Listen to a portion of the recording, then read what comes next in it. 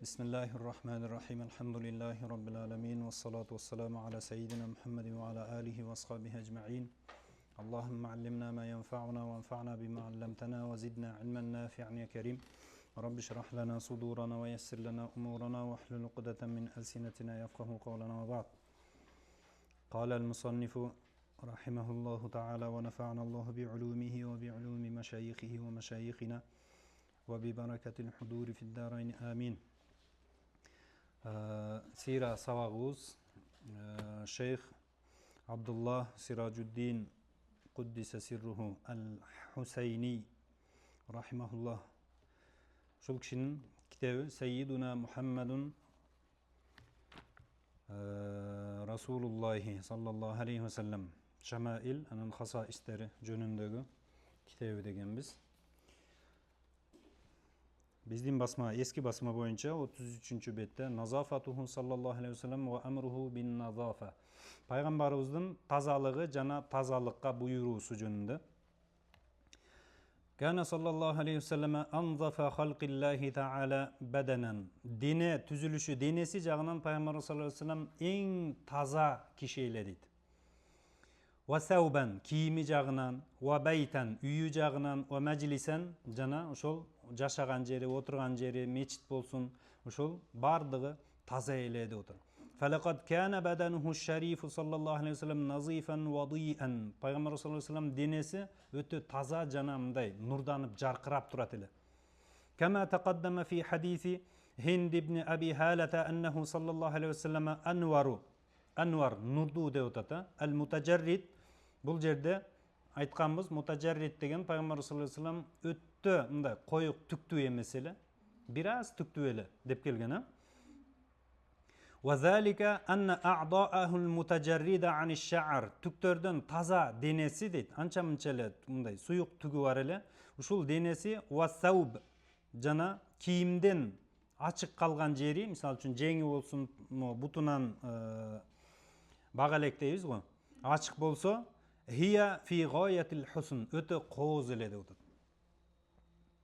Wa nasa'atil lawn, түсү өңү өтө таза ачык эле деп атат.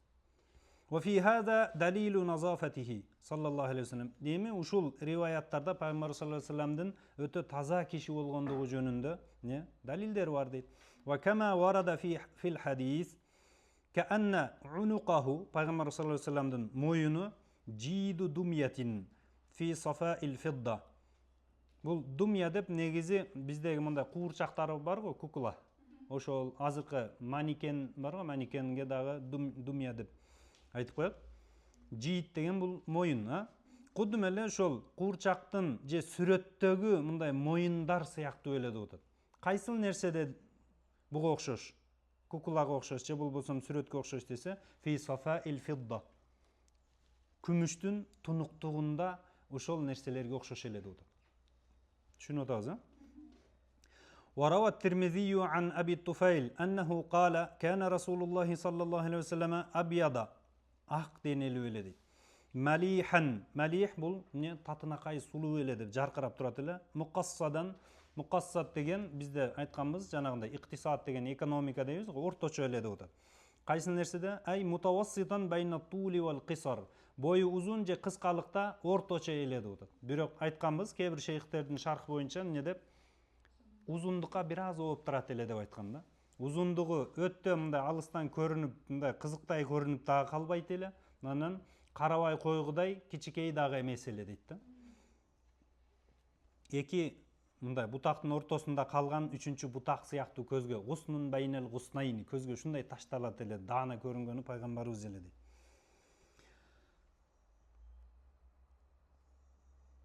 وروى الترمذي عن ابن أبي جحيفة عن أبيه قال رأيت النبي صلى الله عليه وسلم وعليه حلة حمراء. Пайгамбар саллаллаху алейхи ва салламды көрдүм дейт. Кызыл хулла, мындай коз, мындай чапан кийим кийип турат эле. Каанни анзуру ила бариqi сaqайhi. Сaq деп, мо тизеден ылдый кызыл ашка жакын балтыры бар го, ошондой балтыр жагы ушу жарымы ачык эле кызыл ашка жакын жери деп атат. Тизеден ылдый жакта, тизеден ылдый прямой ачык эмес, тизеден ылдый мындай жабыктагы mo саактын жарымы ачык деп атат балтырын. Ушул балтырынын мындай жаркыраганына карап тургандай болдум деп атат. Пайгамбар саллаллаху алейхи вассалам кийим кийип турганда мында карасам ошол бутунун жаркыраганы көрүнөт дейт да. Ачык калган жагы көрүнүп калат эле дейт. Мындай жаркырапчы. وذلك لأن ثوبه صلى الله عليه وسلم كان إلى أنصاف ساقيه. أنصاف деген нысфта, сақма балтырдын нысфы жарымына чейин болчу кийими. Тизеден ылдый бир карыштай жабылып турса, калганы кызыл ашка жакын жарым карыч ачык эле деп атат да. Сақайхи тахтар рукбати ва инна тиба арфаху, арф деп жагымдуу жит айтканбыз а. Китебибиз бар эле го Шейх Айдар Устун Al-Arf al-Atir fi ma'rifati al-Khawatir. Wa araqihi, araq bul ter, Пайгамбарыбыз тер дегенде дагы жагымдуу життанат эле деп. Саллаллаху алейхи ва саллям ла хуа акбару далилин ала назафати жисмихи саллаллаху алейхи ва саллям. Пайгамбарыбыздын денесинин таза болгондугунун эң чоң далили ушул дейт. Болбосо биз кичине эле өзүбүздү карабай койсок башкача жит болуп калышы мүмкүн.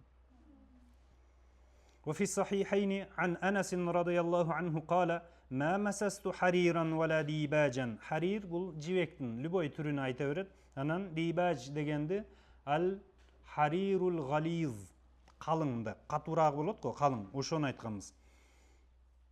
Калың түрүн айтып атат жибектин. Вала дибажан альяна мин каффин набий саллаллаху алейхи ва саллям. Пайгамбар саллаллаху алейхи ва саллям колдор чоң эле. Батыр экенин билдирип турат. Бирок пайгамбарыбыз менен учурашкан адам колунун ушундай жибек материалдай, жибек дагандай жумшак эмес дейт да, жагымдуу дейт. Пайгамбарыбыздын колун кармаган адам кое бергиси келбейт да.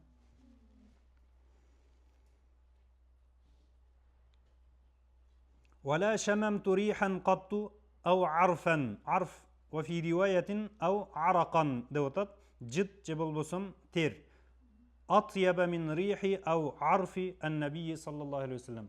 Пайгамбарыбыздын жытынан же теринин жытынан өткөн жагымдуу жит жыттаган эмесмин дейт өмүрүмдө. Сахабалар. عن أبي قرصافة قال لما بايعنا رسول الله صلى الله عليه وسلم أنا وأمي وخالي. Мен жана апам жанан не тайежем. Келип Пайгамбар саллаллаху алейхи ва салламга байат кол бердик. Биз ушундай мусулман болдук, мусулман аялдарыбыз. Анан ушундай эмне десеңиз кылабыз, эмнеден тыйсаңыз тыйылабыз деп байат кылдык деп атат. Wa raja'na min 'indihi munsarifin. Анан Пайгамбарыбыздын жанынан кийин байат кылып бүткөндөн кийин бурулуп жөнөдүк үйүбүзгө. Qalat li ummi wa khali. Булар халати айтып атат. Тайежеси менен апасы айтып атат. Я бунай, эй балам, ма раайна мисла хазар ражул вала ахсана минху вajhan. Мындай кишини биз көргөн эмеспиз деп атат. Жана мындай жүзү мындай жакшынакай адамды көргөн эмеспиз. Вала анqa саубан, кийими дагы таза мындай адам көргөн эмеспиз. Вала алияна каламан. Анан сөзү жумшак, жагымдуу мындай адам дагы көргөн эмеспиз дейт. Ва раайна каанна нура яхруju min fihi min asma'i min al-asma'i sitta. же болсом кээ бирөөлөр айтмакчы al-khamsa. Fihi, фу деген сөз келет бу. Пайгамбар саллаллаху алейхи ва салламдын оозунан кудум эле нур чыгып турду дейт да. Биз мындай адам көргөн эмеспиз деп атат. Фахуа саллаллаху алейхи ва саллам анзафу халқиллахи баданан. Денеси жагынан эң таза киши болчу. Ва анqahum thawban, кийими жагынан дагы эң таза инсан болгон. وكان صلى الله عليه وسلم يستاك حين خروجه ودخوله منزله. Пайгамбарыбыз үйүнө кирсе дагы, үйүнөн чыкса дагы мисвак иштетет эле деп. Азыркы биздеги тиш пасталар, шөткө менен жуусаңыз, ошолор мисвактын ордуна иншалла тазалыкты берет да. Мисвак колдонсоңуз дагы жакшы үстүнө. Амруху саллаллаху алейхи ва саллям бин назафа. Тазалыкка буйруганы дейт. Кана саллаллаху алейхи ва саллям я'муру бин назафати. Тазалыкка буйрат эле. Ва яхуссу алейха. Ошол нерсеге кызыктырат эле дейт. Тазалыкка буйруп эле калбастан ошону өзү иш жүзүндө көргөзүп, анан ошонун жакшы жактарын айтып отуруп кызыктырат эле. Ва юхаззиру минал васахати. Васаха бул кир деп калуу. Ушун нерседен эскертет эле дейт, кайтарат эле. Вaqad jaa zalika minhu ala wujuhin mutaaddida. Эми бул эскертүү бир канча же кызыктыруу бир канча түрдө келген 10 нерсени айтат азыр. Аввалан баянуху саллаллаху алейхи ва саллям анна мин мабади'ил ислам ан-назафа. Пайгамбар саллаллаху алейхи ва саллям бул тазалык исламдын негиздеринен бирөөсү экендигини баяндаган. روى الترمذي عن سعد رضي الله عنه أن النبي صلى الله عليه وسلم قال نemi şeyh ошол дава кылып пайгамбар ушундай дегенден кийин далил алып келип атат. Munazara ilminde aytkандай in kunta naqilan fas-sihha aw mudda'iyan fad-dalil. Bir nersени доо кылсаң далил алып кел дегендей. Бул жерде инкар кылган адам жок, болгону тавкид үчүн хадистерди алып келип атат. Qala Inna Allah Ta'ala tayyibun. Allah Ta'ala kemçiliklerden taza zat dedi. Tayyip degende misal pendenin tayyip boluştuğu, Allah Ta'ala'nın tayyip boluştuğu bul bölök nerseler, mahluk menen halik okşoşpойт эч качан. Tayyibun yuhibbut tayyib. Tazalıkты жакшы көрөт, жагымдуулукту жакшы көрөт дейт. Nazifun yuhibbun nazafa. Allah Ta'ala bul жерде nazifun деген балага илиминде окуганыңыздай al-mushakala деген нерсе бар. Fanasullaha ve nasiyahum. Ve nasullaha fenasiyahum je bolбосун. Allah Ta'ala'ны unutup kalıştı. Allah Ta'ala dagы аларды unutup koydu dedi. Bul жерде Allah Ta'ala unutup kalat eken деген нерсе жок. Болгону тигилер unuttu деген сөзгө формада окшош кылып балагада уккулуктуу болуш үчүн насия деген сөздү алып келип атат. Бул жерде дагы эмне дешиңиз мүмкүн? Назифун юхиббун назафа деп мушакала бабынан балагадагы алып келип койду дейт. Nazif degende bul жерде Allah Taala kemçiliklerden aruu zat деп эле түшүнөбүз. Анан пенденин дагы кемчиликтерден таза болгон, кирден, башкадан Allah Taala жакшы көрөт. Каримун юхиббул карам. Allah Taala берешен зат, берешендикти жакшы көрөт дейт. Жавадун юхиббул жуд. Allah Taala берешен зат и пенделердин дагы берешен болуусун жакшы көрөт. Фаназзифу демек ошондой болгондон кийин Fanazzifu afniyatakum. Fina деп мындай. Үйүңүздүн алды короңуз түз жер болот го, мечиттин алды аянты болот. Ошол жер. Үйүңүздүн короңузду эмне кылгыла дейт? Тазалагыла дейт, таза кармагыла. Wala tashabbahu bil yahud. Yahudilерге окшошпогула дейт. Yahudилер эмне дейт? Hum wasahun hissan wa ma'nan дейт да. Булар hissan жагын, his жагынан да көрүп турасыз, булар мындай балит коом келет дейт. Ва ма'нан, ма'нави жактан дагы, этикат жагынан дагы булар таза адамдар эмес дейт яһудилер.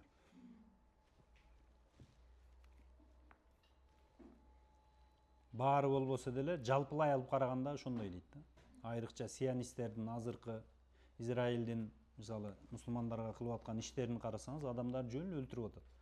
Бүгүн дагы бир видеодо bir 20-30 adam toy bolup Araplar köçödө жанагындай дуф деп коет го, домбура деген сыяктуу жарыялап şu toy болду, паланчанын кызына үйлөндү, көчөдө көрсөңөр аларды эмне жетелешип жүрөт дебегиле эми дегендей жарыялап той кылып кетип атса, Израилдин военный машинасы өтүп туруп, көздөн жаш чыгаруучу же жана катуу үн чыгарып коркута турган гранаталар болот го, ошондой атып кетип атат, элдин арасында ыргытып кетишип берип атат. Ал сага эмне кылып атат?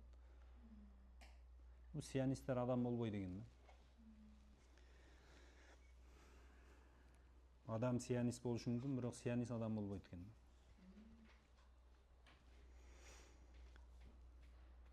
وعن سليمان بن صدف كنا سورد كن سورد أن رسول الله صلى الله عليه وسلم قال استاكو деген сивак колдонгула деп атат, мисвак деп айтабыз биз. Sivak же misvak деп айтабыз. Ва таназзафу өзүңөрдүн эмне таза кармагыла. Ва аутиру витр деген так колдонгула. 3 жолу же 5 жолу дегендейчи. Же болбосо мусулман адам таза адам болот да. Дааратканага киргенде дагы истинжа деген маселе бар. Шондо болбо дегенде 3 жолу же 5 жолу же 7 жолу дегендей. Ушундай витр так колдонгула. Фа инналлаха азза ва жалла витрун юхиббул витра дейт. Аллах Таала өзү жалгыз зат, ушундай витр так колдонгонду жакшы көрөт дейт. وروى الخطيب وغيره عن عائشة رضي الله عنها أن النبي صلى الله عليه وسلم قال إن الإسلام نظيف. İslam özü бул не таза нерсе. Фатаназзафу, силер дагы таза болгула дейт, ошол диниңерге шайкеш келип. Кунтум хайра умматин ухрижат линнас, силер эң жакшы үммөт кылдыңар, адамдар үчүн чыгарылган. деп турса, анан бул жагы окшошпой калса болбойт. فَإِنَّهُ لَا يَدْخُلُ الْجَنَّةَ إِلَّا نَظِيفٌ. Бейишке дагы тазалар гана кирет дейт. Тазалар дегенде хиссен ва ма'нан да. Денеңиз таза болсун, анан жүрөк таза болуш керек. Мен эч кимге жамандыгым жок, уурлук кылбасам деле бейишке кирип кете берем, намаз окубасам деле дегендер ошол таза эмес үчүн окуй албай атасың да. Аллах Таала таза болсоң болду эле деп койгон жок да. Акимус салата ва атуз заката, намаз окугула, зекет бер. Пайгамбарлар, сахабалар намаз окуду, эмне алардын жүрөгү кирип эле. Сен алардан өтүп кеттиңби?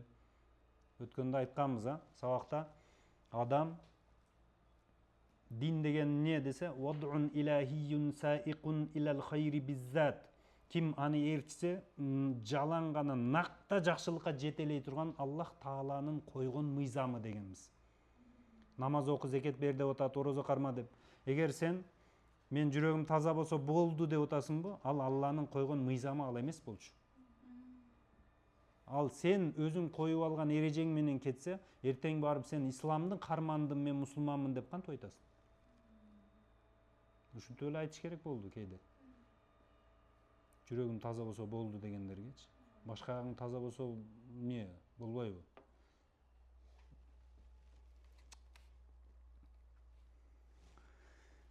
Ya Rab.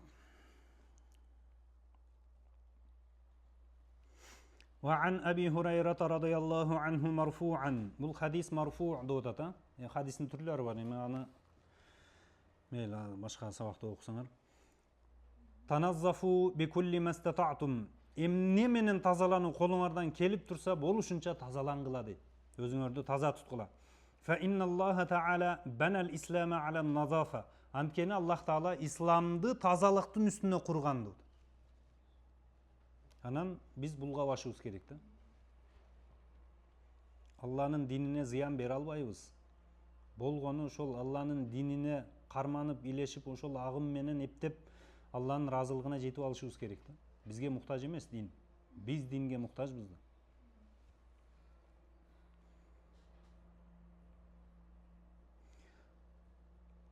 Валан ядхулал джанната илля куллу назиф. Аллах Таала дагы эмне бейишке киргизери кимдер деп атат? Тазалар гана кирет деп атат. Тазалар дегенде эмне дедик? Хисси нажасаттардан, анан ма'нави, батини нажасаттардан да таза болушубуз керек да. Иннамал мушрикина риджсун, нажасчы болбосун. Саниян حثه صلى الله عليه وسلم على نظافة البدن بشتى وسائل النظافة. Bir kança nazaf мындай тазалануунун нелери деп коет, васаилдери. Кандай жолу болсо, бардык жолу менен мындай тазаланууга Пайгамбар саллаллаху алейхи вассаламдын кызыктыруусу дейт да, хас деген кызыктыруу. Фамин залика ошол нерселерден не амруху саллаллаху алейхи вассалам бил гусли ва тахзируху мин тарки залика. Жуунуп, гусул алып туруштукка буйрушу жана гусулду таштап коюудан өтө катуу эскерткен да. Равал имаму Ахмаду ан Жабирин радияллаху анху анна набия саллаллаху алейхи вассалам قال على كل رجل مسلم في كل 7 أيام غسل يوم. Ар бир мусулманмын деген адамга 7 күндүн биринде сөзсүз не гусул кылып турсун дейт. وهو يوم الجمعة. Жума күнү не жуунуп таранып гусул кылып турсун дейт. ومن ذلك حثه صلى الله عليه وسلم على تعهد أطراف البدن بالنظافة. Тазалыкты карманып, дененин бардык бөлүктөрүн не таахуд мында карап тургула, көңүл бөлүп тургула деп атат. Дененин бөлүктөрүнө да. Ва изалатил авсахи анха, денеден мындай таза эмес нерселерди, кирлерди кетирип тургула дейт. وأن ذلك من الفطرة الدينية التي جاءت بها جميع الرسالات الإلهية. Кудай Таала тараптан келген бардык пайгамбарчылыктар, пайгамбарлар, бул элчилик, диндер, не, дин дегенде эми шарияттар да, дин деген Алланын астында өзү ислам эле бир гана, бирок шарият ар түрдүү болуп келе берет, өкүмдөр элге жараша.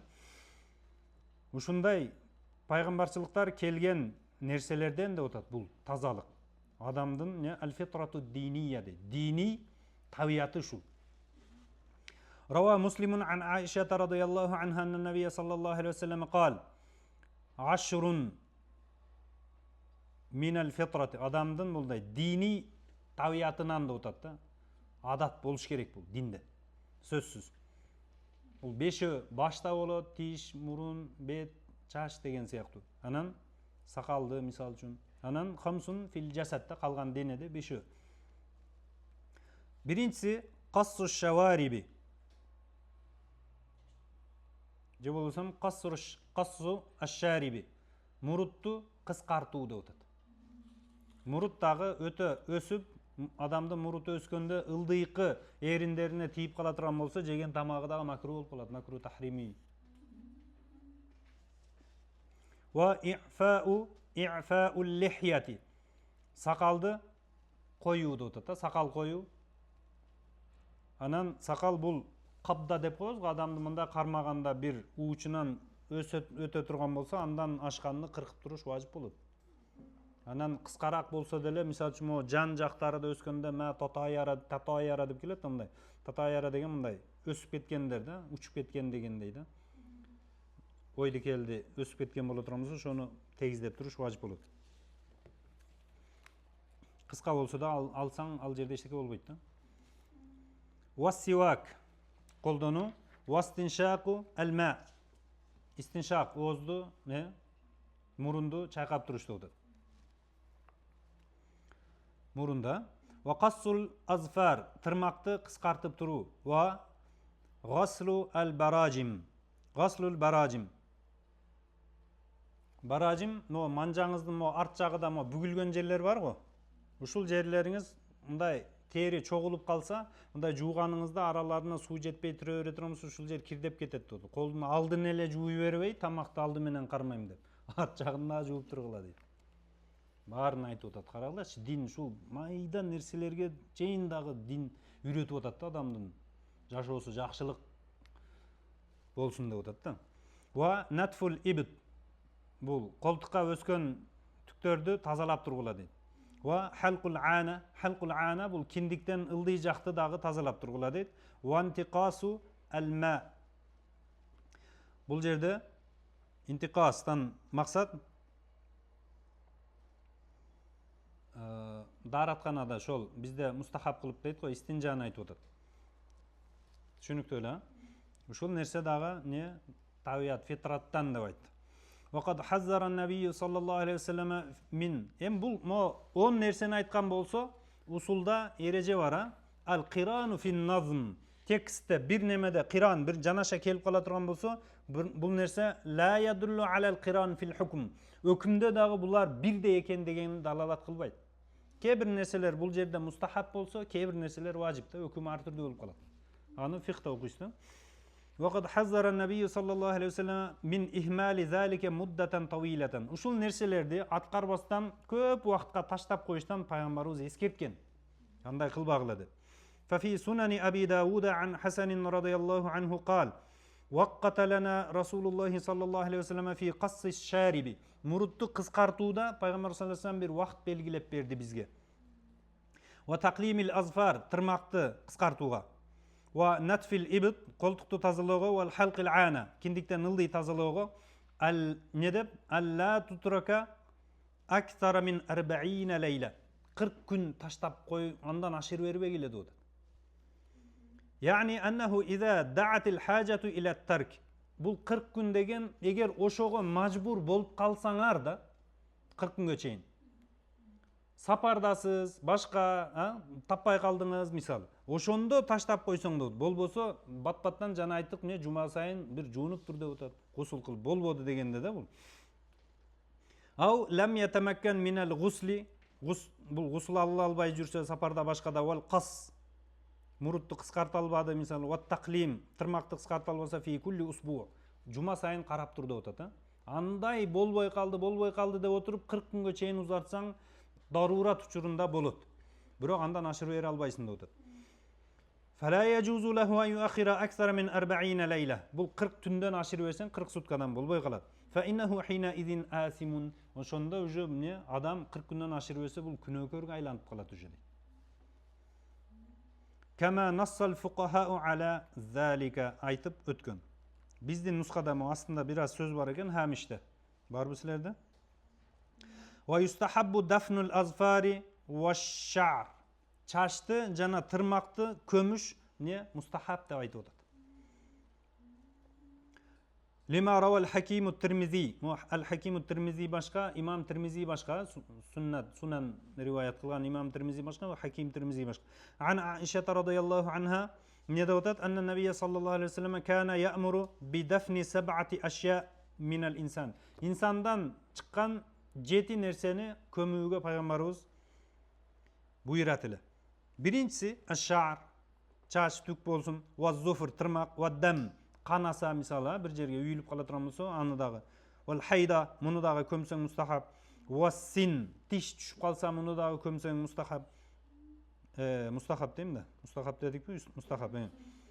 Vel kulfa bul jaş bala sünnetke oturuzulgandagı şol kömse mustahab bolot. Vel maşima Maşima bul bala törölgöndө balanın yenen kursagында жаткан тону болот, тон деп коет бизде. Ошону дагы көмүш деп. وقد روى بعد ذلك الطبراني ايضا كما في فتح الكبير. Мейл. Деп атайбыз. Адам каза болгондо баары көмүлөт да, ошол сыяктуу көмүп койгон жакшы деп. Реклама кылып, сувенир кылып коюп койбой. Кээ-бирлерге окшоп.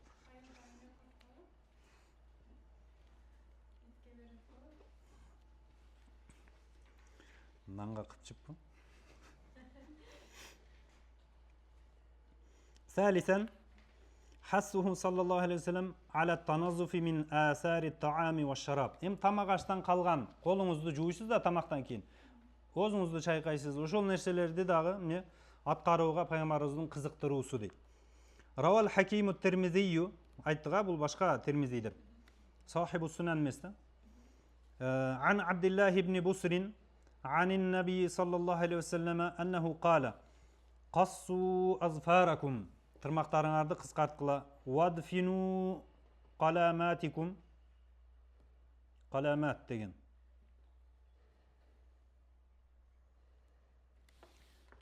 Allahu alem bunu sözdü men sekirip ketiptim karaladım ele manisini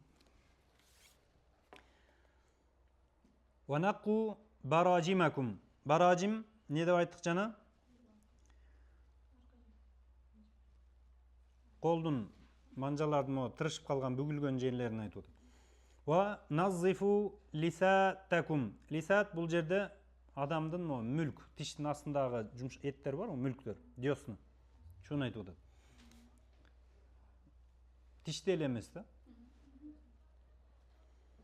Minat ta'ami wastaku miswak koldongula wala tadkhulu alayya quhran Kebir nemelerde kuhlan başkaça nemeler menen kelgen buhran. Kuhran bul sargayıp da otat da mülktör sargayıp al degen tişler sargayıp. Anan buhran buhr degen o oozdan çıkkan jagımsız jıt aytat. Oşontup maga kelbegile деп otat. Мунтип айткандыгы пайгамбарыбызга bir күндө канча адам барат эле да. Пайгамбар да. وروى الترمذي عن سلمان رضي الله عنه أن النبي صلى الله عليه وسلم قال بركة الطعام тамактын берекеси неде? Шуну айтып атат. Al-wudu'u qablahu тамактан мурда al-wudu wal-wudu'u ba'dahu тамактан кийин дагы. Бул жерде wudu'дан максат wudu lugawi колду жууштукту айтып атат. Wudu şer'i болсаң да дарат алыш керек, жок андай эмес. Wal-muradu huna al-wudu'u lugawi dedi wa huwa ghaslul yadayni. Жақшылап жуыштық. Ләл-вуду ш-шар'i ва хуа ғаслул аъда'ил ма'руфа al-mafruda. Бұл даратты айтып отыр да, бұл емес мақсат. Кама далла аля залика حديث الترمذي عن ابن عباس بسند صحيح أن النبي صلى الله عليه وسلم Peygamber sallallahu aleyhi ve sellem'ga qurriba ilayhi ta'amun. Bunday bir tamaq жақын qoyuldu dağı. Faqalu ala na'tika bi wudu'in. Su alıp keleyli деп отат да даратқа. Peygamberimiz jana qablahu wa ba'dahu деп айтты го. Ошондой дара су алып келели десе фaqala innama umirtu bil wudu'i iza qumtu ila salati. Намазга турсам анан даратка буйрулганмын дейт. Бул тамак дейт да. Дарат алынбайт буга. Алып койсоң жакшы. Бирок сөзсүз алыш керек деген нерсе жок. Кол деле жууп коет болду деп атат. Баягы тамақтан мурда кийин дегенди баяндап намазга дарат буйрулган. Бул колду жууш керек дегенди баяндап берип отур. Рабиан хассуху саллаллаху алейхи ва саллям аля назафати сияб. Кийимдерди таза кармоого кызыктыруусу. Кама рават Табарани ва Абу Нуаймин ан Умар ибн الخطاب رضي الله عنه عن النبي صلى الله عليه وسلم قال إن من كرامة المؤمن على الله نقاء ثوبه ورضاه باليسير. Эми Аллах Тааланы сыйлоо болуп эсептелет да пендеден. Пенденин карамы болот Аллах Таалага. Кайсыл нерсе? Нақау саубихи, кийимди денени деле да эми кийимди болгондон кийин таза тутуусу да Алланы сыйлаган болуш керек. Валакад каррамна бани адама десе, сыйлуу кылдык, урматтуу кылдык десе анан жүрсөң. Эми дарурат болуп жумуш учурунда мейли, анан мындай мүмкүнчүлүк бар учурда адам өзүн мындай карап жүрүш керек да. Ва ридаху бил ясир, анан жеңил эле, бир аз эле нерсе, Аллах Таала рызкы берген нерсеге ыраазы болуп шүгүр кылыштыгы бул Аллага болгон сый деп атат. Ай мин умури дуния деди. وروى أبو نعيم عن جابر رضي الله عنه أن رسول الله صلى الله عليه وسلم رأى رجلا وسخة ثيابه وسخة ثيابه женский родта келди, анан ثيابه көптүктүр болгондугу үчүн фаил болот васихага. Ошон үчүн васихатан деди. Демек кийими таза эмес кир адамды көрдү да факала. Пайгамбар саллаллаху алейхи ва саллям анан айтты. Ошол кишинин өзүнө монтуп туруп айтып аткан жок. Bir adamды көрүп калганда ама важада хада шайан юнақи бихи сиябаху, кийимин тазалаганга бул эчтеке таппайбы деп атат. Таппадыбы? Адам. Хада дегенде адам кийимин мындай тазалаганга эчтеке таппадыбы? Дегенде жалпылай айтып атат да. Түшүнүп атасыңар, а? Факала каза деди. Ва фи хада юаббиху саллаллаху алейхи ва саллям аля васахати сияб. Кийимдин кир экендигине Пайгамбар саллаллаху алейхи ва саллям сөз айтып атат да. Жемелеп атат, же болбосо мурушуп атат да, биздин тил менен айтканда. Ва лам юхатиб залика ар-раджула би хассатихи. Ошол кишинин дал өзүнө гана кайрылып аткан жок. Ли алла яксура хатируху, ал кишинин мындай немеси көңүлү сынып калбаш үчүн да. Жалпылай айтып атат. Түшүнүп атабыз, а? Би мукабалатихи бима якраху, мындай жактырбаган нерсесин айтты деп, көңүлү сынып калбаш үчүн өзүнө кайрылып айтып аткан жок.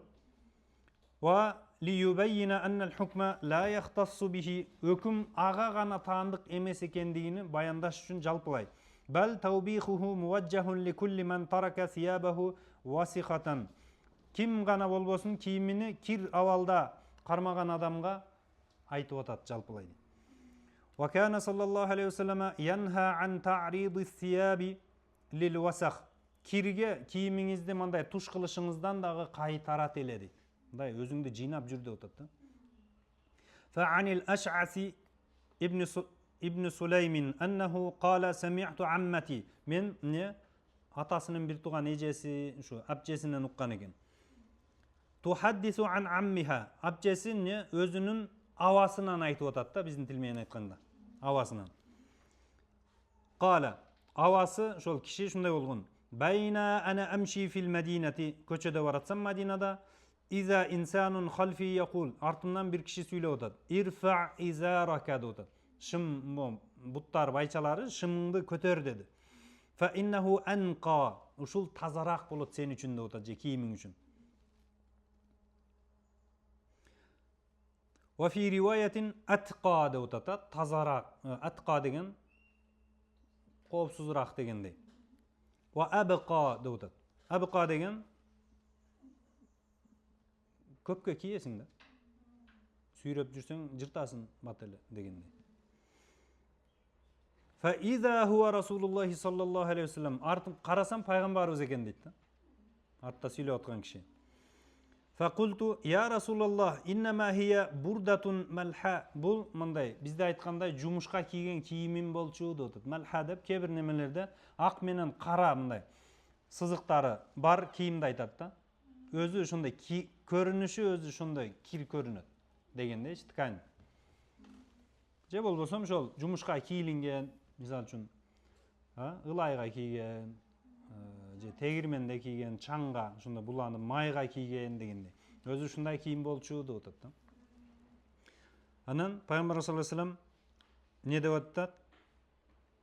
Факала амалака фия усватун, менде сага мындай неме жокпу деп атат да, үлгү жокпу деп атат. Усва. Өрнөк жокпу менде. Карабайсыңбы деп атат да, Пайгамбарыбыз өзүнү айтып атат. Фа назарту, Пайгамбарыбызга карасам, фа иза изаруху саллаллаху алейхи вассалам иля нисфи сaqayhi, балтырынын жарымына чейин, кызылаштан жарым карыч, бир карыч көтөрүлүп турат экен дейт да, чаңга тийбей.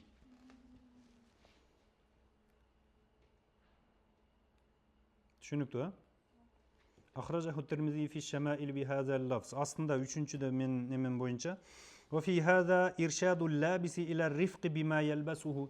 Адам кийген нерсесini аяш керек, аяп, этият кылыш керек экендигине пайгамбарыбыз иршат кылып атат дейт. Адам аяш керек. Ушул да сенин немеңди, авратыңды жаап, сени элдин астында кор көрсөтпөстөн жакшынакай көрсөткөн.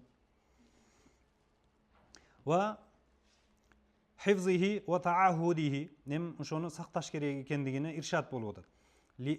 Анна ихмалаху тадйи'ун ва итлафун, анткени кийген кийимди дагы кош көңүл кордоп салыштык, бул не мал мүлккө болгон кыянатчылык, потеря деп атат, эми тадйи'ун ва итлафун. Жок кылуу болот да.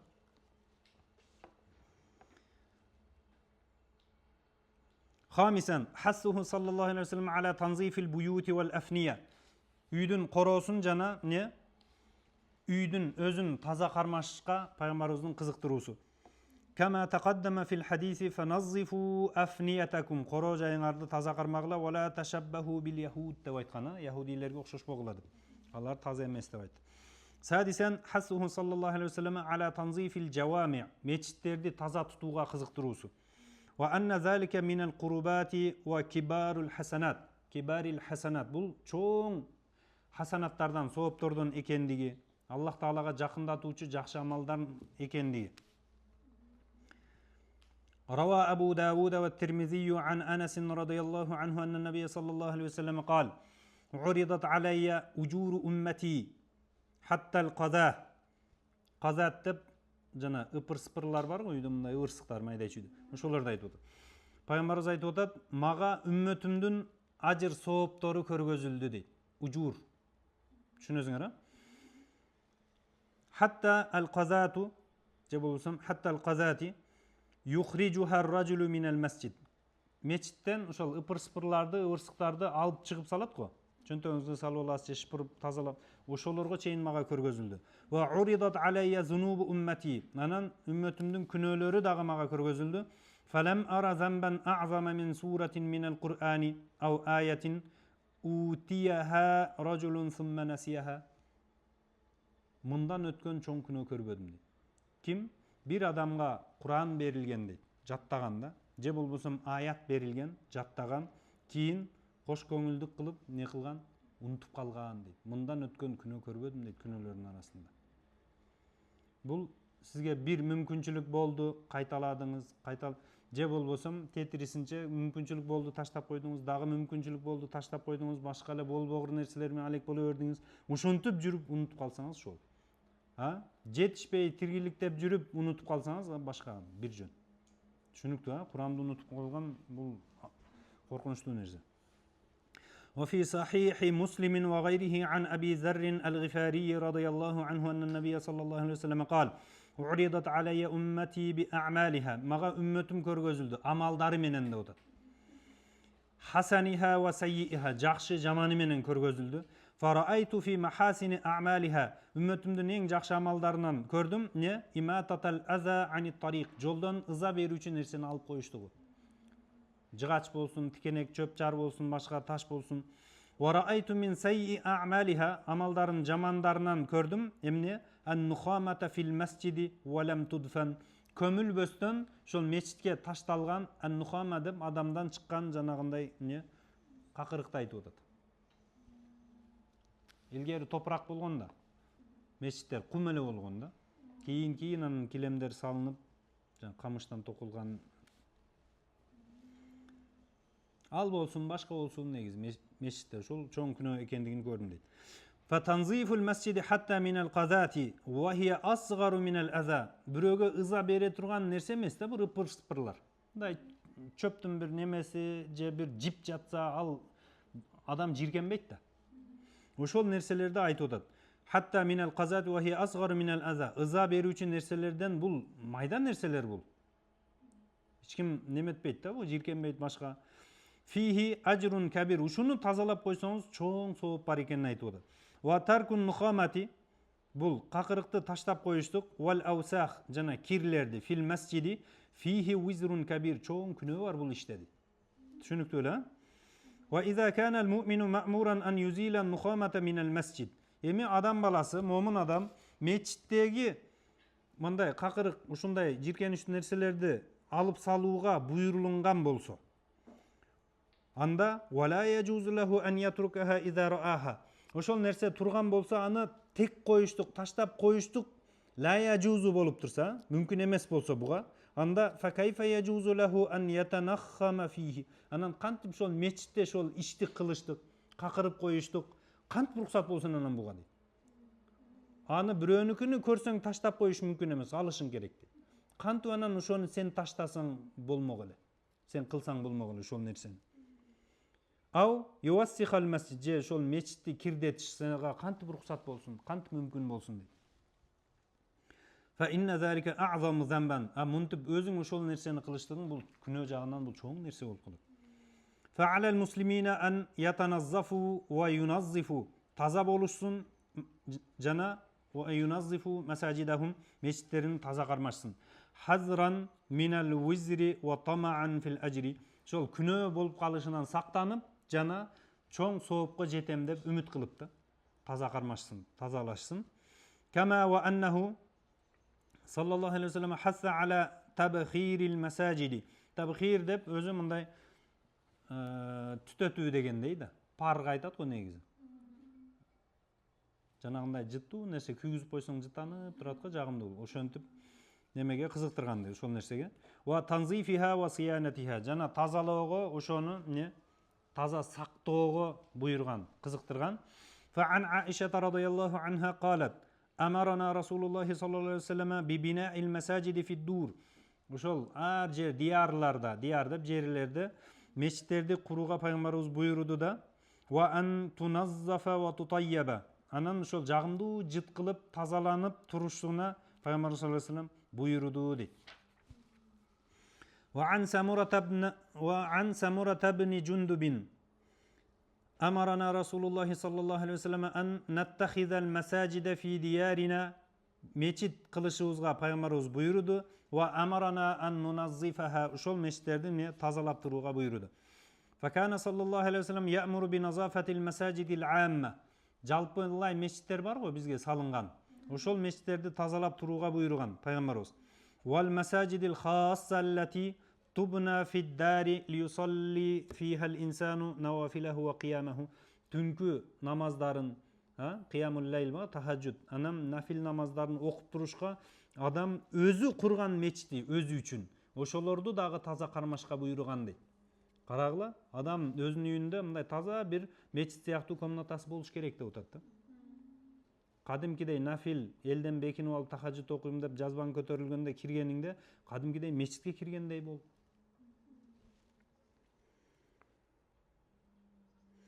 Ва я'буду раббаху фиха. Шол Аллага сыйына турган өзүнүн бөлмөсүн таза кармашка буйруду.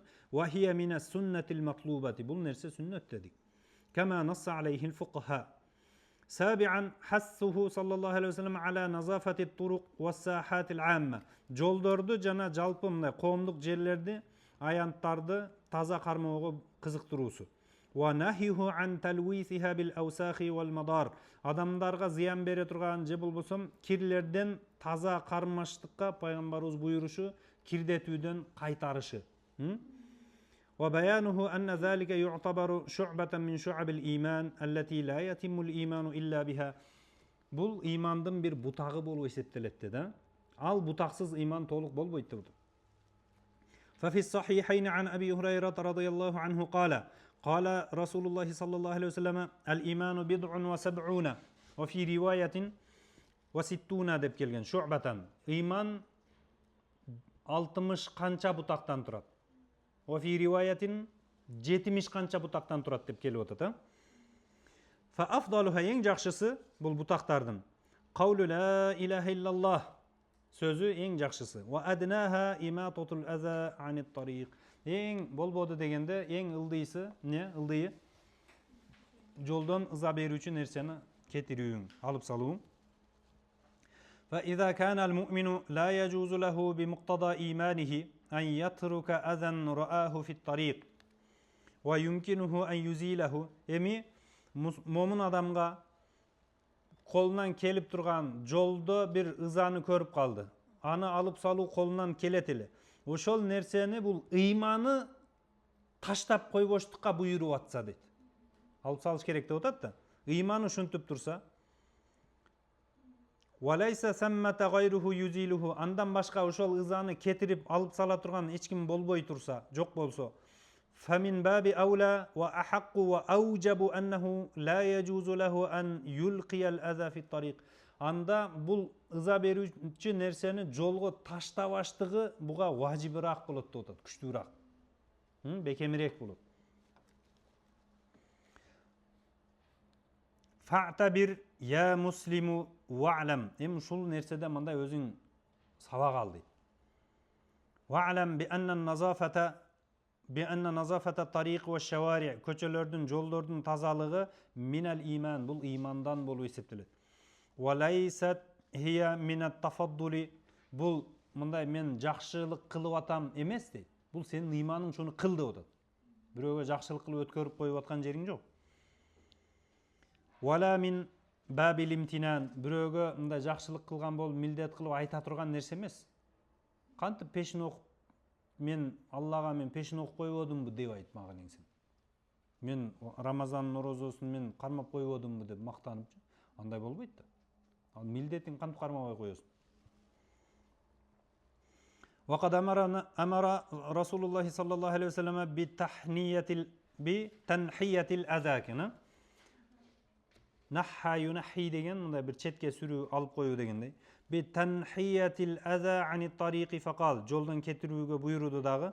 كما روى ابن حبان عن أبي برزة не деп айткан? نحي الأذى عن طريق المسلمين. Мусулмандардын жолунан ыза берүүчү нерсени, ызаны кетир деп атат.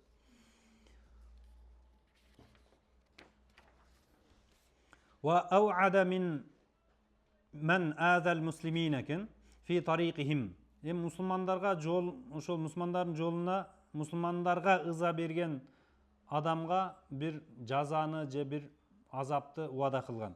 كما روى الطبراني بإسناد حسن عن حذيفة بن أسيد болуш керек, والله أعلم رضي الله عنه أن النبي صلى الله عليه وسلم قال. Пайгамбарыбыз айтып атат: "Мен азал муслимина фи туруқихим", жолдорунда мусулмандарга ыза бергендер, ваджабат алейхи ла'натухум, ошол мусулмандардын наалаты важип болуп калат ал адамга дейт. وروى الطبراني والبيهقي عن أبي هريرة رضي الله عنه أن النبي صلى الله عليه وسلم قال: "من غسل سخيمته على طريق من طرق المسلمين". Мусулмандардын жолуна сахимада бул казир, акзар, кир нерселерин алып чыгып жууса, бизде килем, палас жуугандарчы. Машина жууп, мисалы, ылай-пылайлары жолдо калып калат. Ушул нерселер жол мусулмандардын жолуна жууса, فَعَلَيْهِ لَعْنَةُ اللَّهِ وَالْمَلَائِكَةِ وَالنَّاسِ أَجْمَعِينَ. Аллах Тааланын жана периштелердин жана адамзаттын баарынын наалаты болот дейт. وروى مسلم وغيره عن أبي هريرة رضي الله عنه أن رسول الله صلى الله عليه وسلم قال: "اتقوا اللاعنين". Эки наалаттан коркула дейт, наалат айтуучудан. قالوا: "وما اللاعنان يا رسول الله". Ал экөө не dedi наалат эки? قال: "الذي يتخلى في طرق الناس أو في ظلهم". Адамдар жүрө турган жолдорго бул заара ушатып койсо ушул нерселер дарат. Анан зиллихим адамдар эс алып отура турган көлөкө жерлерге барып ушундай туалетке баргандай кылса да, ушул эки наалатчыдан корккула деп.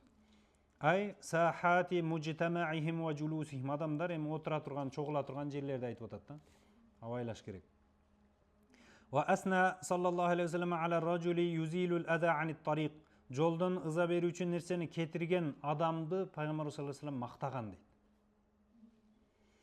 Рава шейхан ан Аби Хурайра радияллаху анху кала قال رسول الله صلى الله عليه وسلم الشيخان إمام مسلم إمام البخاري لرديت وتتا رضي الله عنهم بينما رجل يمشي بطريق bir жолда бараты bir kişi vajada gusna şaukin bir tiken butaqты taap aldı deydi. Tikendi butaqты taap aldı fa akharahu anı ne kıldı?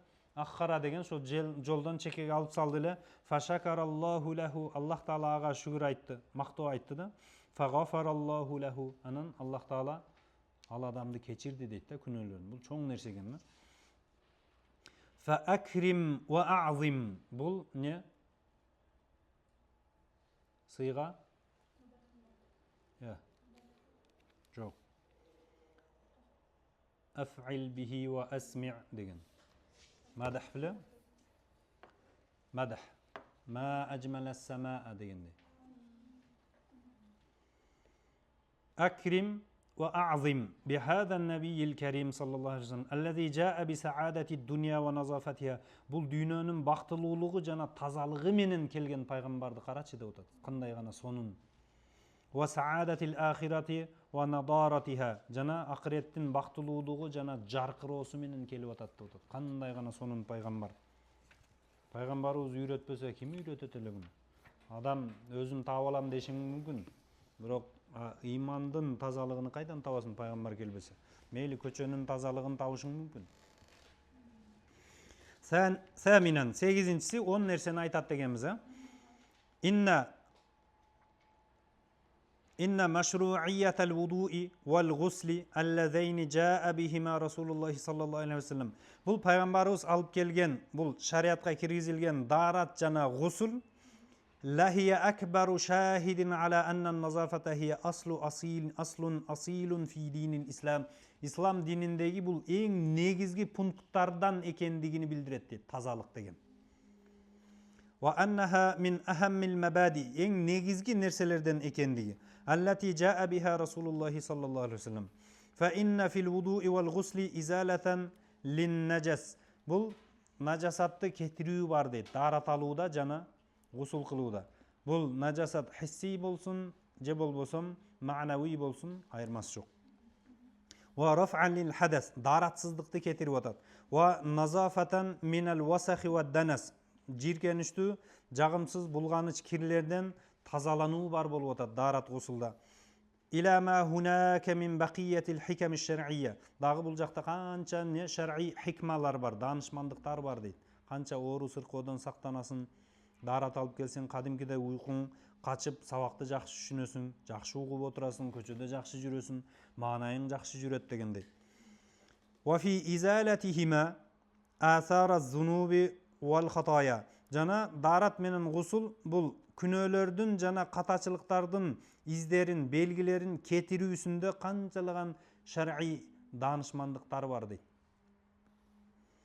كما ورد في الحديث عن أبي هريرة رضي الله عنه أن رسول الله صلى الله عليه وسلم قال إذا توضأ العبد المسلم مسلمان adam darat alsa أو المؤمن je mu'min adam فغسل وجهه жүзүн жууса خرج من وجهه كل خطيئة نظر إليها بعينه مع الماء.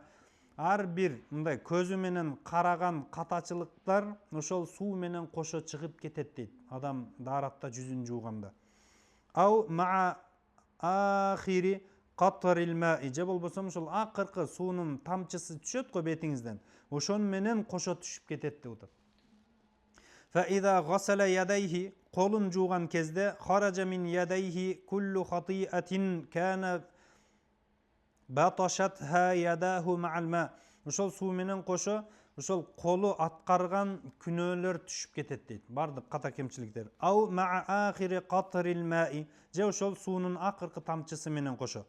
فإذا غسل رجليه бутун жууса خرجت كل خطيئة مشتها رجلاه مع الماء. Ошол суу менен буту баскан каталардын баары түшүп кетет. Ау ма'a ахири qatril ma', же болбосо ошо бутунан аккан акыркы тамчы менен кошо түшүп кетет. Хатта яхруджу нақиян миназ-зунуб, күнөөлөрдөн не акыры таптаза болуп калат деп атат пенде.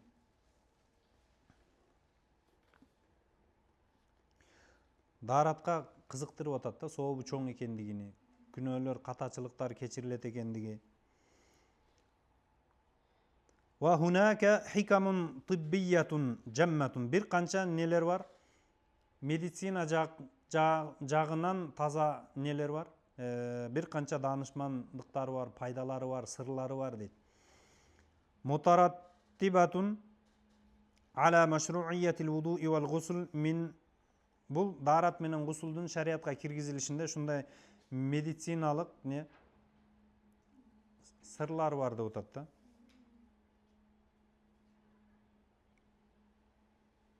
Мисалы, мин истижмамил кува, бул күчтөрдүн мол болуштугу, чогулушу, топтолушу. Кадимкидей сергип каласың да өзүңө келип дарат алсаң. Васти'адатин нашати лил бадан, денеге мындай тетик болуштуктун кайтуусу да, активный болуп калат. Ва изалати асарил ифразати, мындай денеден чыккан жагымсыз нерселердин калдыктарын кетирүү бар деп атат. Ал ифразат ал жисмия. Мисалы, тердин немеси кетет, башка. Ила ма вара'a залика мимма ятулу шархуху, эми айтып отурсак шарх узарып кетет деп атат. Таси'ан иннал ахадис ан-набавиyyata al-waridata fil hassi ala as-siwaki. Эми хадисте сивакка кызыктырып келген хадистер ва баяни асарихи, анан сивак колдонсоң мунун не болот натыйжасы, ушуну баяндаган хадистер. Ва тахзир мин таркихи, сивакты таштап, тишти жуушту таштап койгондон эскертүүлөр. Лахия акбару далилин ала анна ан-назафата ва риаята ас-сиххия хия мин мабади'ил ислам. Бул тазалыкка, тазалык жана мындай ден соолукка караштык эң негизги нерселерден экенине далил бар бул жерде деп атат. Бекеринен эмес да, медицина деле шуну айтат. Бизге бул медицина аппараттар башка жокту айткан нерселерди пайгамбарыбыз илгери эле айтып койгон. Амма асаруху, ушул нерселердин неси, самарасы, натыйжасы. Фақад рава ан-Насаию ва гайруху ан Аиша радияллаху анха. Ушул нерселерден не асар деген риваяттар келген деп атат да. Радияллаху анха қалат, қала Расулуллахи саллаллаху алейхи ва саллям, ас-сиваку матхаратун лил фам, оозду тазалайт деп атат мисвак. Мардатун лир раб, Алланы разы кылат дейт. Ва рава Ахмаду ан ибн Умара радияллаху анхума ани наби саллаллаху алейхи ва саллям қал, алейкум бис-сивак, сивакты колдонгула деп атат. Фа иннаху матьябатун лил фам, бул оозуңузду жагымдуу кылат. Мардатун лир раб, Алланы разы кылат дейт. Табарака ва таала. Ва амма хассуху алейхи ас-салату вассалам фақад қала, ушуга кызыктыргандыгы, лаула ан ашуққа ала уммати ла амартухум бис-сивак. Эгер үммөтүмө оор кылып коем дебегенимде аларды мисвак колдонууга буйрат элем. Ай ла фараттуху алейхим, аларга фарз кылып коет элем деп атат. Ма кулли салатин, ар намаздын алдында. Равахул Бухарию ва лафзу лаху, имам Бухари шундай риваят кылган, лафз лил Бухари деп атат. Ва муслимун билафз, имам Муслимде монтип келген. Инда кулли салат деген. Ма кулли салат эмес, инда кулли салат, намаздан мурда. Даратта иштетсеңиз деле намаздан мурда иштеткендей боло берет. Ва Насаи ва Ибн Мажа ва Ибн Хиббан билафз, бул имамдар мондай риваят кылган. Ла амартухум бис-сиваки ма'ал вуду'i инда кулли салатин. Намаздан, ар бир намаздан мурда дарат алдында дарат менен чогуу мисвак кылышка буйрат элем деп айткан. Ва фи риваяти Ахмада ла амартухум бис-сиваки ма'a кулли вуду'ин. Ар даратта мисвакка буйрат элем деп айткан. бардығын қошып келгенде мисвактың өте маанилүү экендигин айтып атат да. Кайсыл учурда болсо деле. Ва фи риваятил Баззари ва Табарани ла фарадту алейхим ас-сивака инда кулли салатин кама фарадту алейхим ал-вуду. Намазга даратты фарз кылгандай ар намазга мисвак колдонууну дагы мисвакты фарз кылып коет элем деген риваяттар келген. وعن جابر رضي الله عنه قال قال رسول الله صلى الله عليه وسلم ركعتان بالسواك مسواك колдонуп тазаланып окулган 2 рекет намаз афдалу мин 70 рак'атан бигайри сивакин. Мисвак колдонбой оозду тазалабай окуган 70 рекет намаздан жакшы дейт. رواه أبو نعيم بإسناد حسن كما في ترغيب المنذري. ولذا كان صلى الله عليه وسلم يكثر من استعمال السواك. مشان شنو پیغمبر صلى الله عليه وسلم مسواك كوب قلدونت له. ففي صحيح مسلم وغيره عن شريح بن هانئ قال قلت لعائشة رضي الله عنها بأي شيء كان يبدأ النبي صلى الله عليه وسلم إذا دخل بيته. Пайғамбарыбыз үйге киргенде эң биринчи эмне кылат эле деп сураса, калат биссивак дейт. Мисвак колдонот эле дейт да, сивак менен баштайт эле дейт. عاشرا 10-су حثه صلى الله عليه وسلم على التنظف والتخلل بعد تناول الطعام. Тамактангандан кийин тазаланууга ат-тахаллул деп бул жакта аз мааниси келет, буйруштугу, кызыктырыштыгы. فعن أبي أيوب الأنصاري رضي الله عنه قال خرج علينا رسول الله صلى الله عليه وسلم فقال Пайгамбарыбыз бир күн чыгып айтты бизге حبذا المتخللون من أمتي. Мен үммөтүмдөн المتخللون дегендер кандай гана сүйкүмдүү жакшы дейт. قال وما المتخللون يا رسول الله. Алар кимдер, эмне деген ал? فقال المتخللون في الوضوء. Даратта ушинткендер. والمتخللون في الطعام. Тамакта дагы ушинткендер деп атат. أما تخليل الوضوء дараттагы эмне десе فالمضمضة والاستنشاق. Мутахаллилун деген ооз мурдун чайкагандар деп атат дараттагы. Ва байнал асаби. Манжалардын араларын аралаткандар суу менен, ортолордо мисалы суу жетпеген жерлер калбасын. Ва амма тахлилут таам. Тамактагы мутахаллил болуштук кандай? Фаминат таам. Ошол тамактан тазалаштык. Кантип ал-мадмада да оозду чайкагандар. Koldu жуугандар. Иннаху лейса шейун ашадда алал малакейни мин ан ярая байна аснани сахибихима тааман ва хуа каимун юсалли. Бул намазга туруп намаз окуп атып, ошол периштелер ошол адамдын тиштеринин арасында тамактын калдыктарын көрүп калыштыктан өткөн мындай ыза берүүчү нерсе жок дейт эки периштеге. Шуну атабыз, رواه الطبراني في الكبير ورواه الإمام أحمد مختصرا كما في الترغيب.